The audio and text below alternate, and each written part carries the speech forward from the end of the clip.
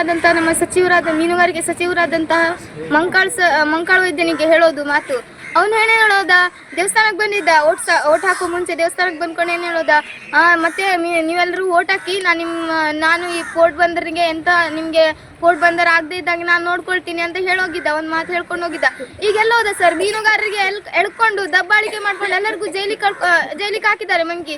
ಅವ್ನಿಗೆ ಬಂದ್ಕೊಂಡು ಇಲ್ಲಿ ಎಂತ ನೋಡ್ಕೊಂಡು ಹೋದ, ಅವ್ನು ಹೇಳಿದ ಮಾತು ಉಳಿಸ್ಕೊಂಡ. ಅವ್ನು ಎಲ್ಲಿ ಬಂದ? ನಮ್ಮ ಈಗ ಮೀನುಗಾರಿಕೆಗೆ ಯಾರು ಪ್ರೊಟೆಕ್ಷನ್ ಕೊಡುದು? ಪೊಲೀಸರಿಗೆ, ಕಂಪ್ನಿಯವರಿಗೆ ಪೊಲೀಸ್ ಪ್ರೊಟೆಕ್ಷನ್ ಇದ್ದಾರೆ, ಅಧಿಕಾರಿಗಳು ಪ್ರೊಟೆಕ್ಷನ್ ಇದ್ದಾರೆ, ಮತ್ತೆ DC ಅವರಿಗೂ ಪ್ರೊಟೆಕ್ಷನ್ ಇದ್ದಾರೆ. ಮೀನುಗಾರರಿಗೆ ಯಾರು ಪ್ರೊಟೆಕ್ಷನ್ ಇದ್ದಾರೆ? ಮೀನುಗಾರರಿಗೆ ಪ್ರೊಟೆಕ್ಷನ್ ಇಲ್ಲ. ಮೀನುಗಾರರು ಎಲ್ಲಿ ಹೋಗುದು ಸರ್? ಮಂಕಾಳು ಇದೆ, ಹೌದು. ಇಲ್ಲಾದ್ರೆ ನಮ್ಮನ್ನು ಸಾಯಿಸಿಬಿಡಿ, ನಾವು ಒಂದೇ ಸಲ ಹೋಗ್ತೀವಿ ಸರ್. ಈ ಒಬ್ರು ಆ ಕಡೆ ಒಬ್ರು ಈ ಕಡೆ ಎಲ್ಲ ಒಂದ್ ಕಡೆ ದಿಕ್ಕಾಪಾಲ ಆಗೋದ್ಕಿಂತ ಎಲ್ಲರಿಗೂ ಒಂದೇ ಸಲ ದಯಾಮರಣವನ್ನ ಕೊಡಿಸಿ, ನಮ್ಗೆ ರಾಷ್ಟ್ರಪತಿಗಳಿಂದ ದಯಾಮರಣವನ್ನ ಕೊಡಿಸಿ ಅವ್ರು ಹೇಳ್ಕೊಂಡು ಹೋಗುದು. ಮತ್ತೆ ಸರ್ ಎಂತ ಮಾಡಿದ್ರಂತೆ, ಅವರು ರಾತ್ರಿ ಬಂದಿದ್ದಾರೆ ಸರ್, ನೈಟ್ 9:30 ಆಗಿದೆ ಅವ್ರು ಬರುವಾಗ. ಬಂದ್ಕೊಂಡು ಅವ್ರು ಹೇಳ್ತಾ, ಅವ್ರ ಹತ್ರ ಎರಡೇ ಯುದ್ಧ, ಮಹಾಯುದ್ಧ ಅಂದ್ರೆ ಅವ್ರ ಕೈಯಲ್ಲಿರುವಂತ 2 ಶಸ್ತ್ರ ಅಂದ್ರೆ ಒಂದು 140 ಸೆಕ್ಷನ್ ಸರ್, ಮತ್ತೊಂದು 160 ಇವತ್ತು ಹಾಕಿದ್ದಾರೆ, ಬೆಳಿಗ್ಗೆ 163 ಸೆಕ್ಷನ್ ಆಗಿದ್ದಾರೆ ಅವರು. ಸೆಕ್ಷನ್, ಅವ್ರ ಲಾಠಿ, ಅವ್ರ ಹಗ್ಗ ಎಲ್ಲದು ಅವ್ರ ಯುದ್ಧ ಸರ್. ನಮ್ಗೆ ಎಂತ ಮಾಡ್ಲಿಕ್ಕೆ ಆಗುದಿಲ್ಲ ಸರ್. ಮತ್ತೆ ಈಗ ನಾವು ಇಷ್ಟೊಂದು ಹೋರಾಟ ಮಾಡ್ತಿದ್ದೀವಿ, ಯಾರು ನಮ್ಮ ಊರಿಗೆ ಬಂದು ನಿಮ್ಗೆ ಈ ತರ ಆಗ್ತಿದೆ ಅಂತ ಯಾವ MLA ಅಧಿಕಾರಿ ಬಂದಿದ್ದಾರೆ ಸರ್? ಆದ್ರೆ ಒಂದೇ ಮಾತಾಡುದು, ಮಾಡಿಸ್ತೀನಿ ಅಂತ. 4 ವರ್ಷ ಆಯ್ತು ಅವ್ನು ಮಾಡಿಸ್ತೀನಿ, ನಾವು ರಕ್ಷಣೆ ಕೊಡ್ತೀವಿ ನಿಮ್ಗೆ ಅಂತ ಹೇಳಿ 4 ವರ್ಷ ಆಯ್ತು.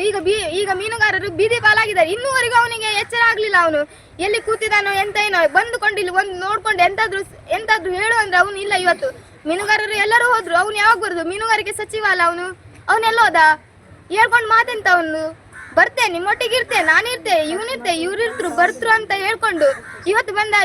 ಎಲ್ಲ ಮೀನುಗಾರರಿಗೆ ಕರ್ಕೊಂಡು ಹೋದ್ರು ಸರ್. ಅವನು ಬರ್ಲಿಲ್ಲ.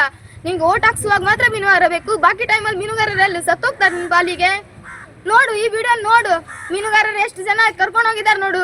ಅವರೆಲ್ಲ 4 ಗಂಟೆ ಒಳಗಡೆ ಇರ್ಬೇಕು, ಊರಲ್ಲಿ ಸೇರಿಸ್ಬೇಕು.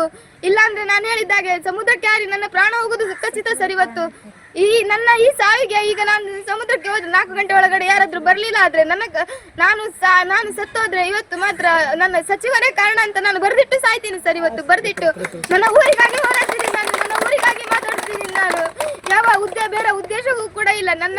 ಯಾರ್ಯಾರು ನಮ್ಮ ಬಂಧು ಮಿತ್ರ ಮತ್ತೆ ನನ್ನ ಮೀನುಗಾರರಿಗೆ ಯಾರ್ಯಾರಿಗೆ ಕರ್ಕೊಂಡು ಹೋಗಿದ್ರು, ದಯವಿಟ್ಟು ಅವರನ್ನ ನಮ್ಮ ಊರಿಗೆ ಸೇರಿಸಿ, ಮತ್ತೆ ನಮ್ಮ ಊರನ್ನ ಉಳಿಸ್ಕೊಡಿ. ದಯವಿಟ್ಟು ಹೇಳೋದು ನಿಮ್ಗೆ ಒಂದೇ, ನಮ್ಮ ಊರನ್ನ ಉಳಿಸಿಕೊಡಿ ಸರ್.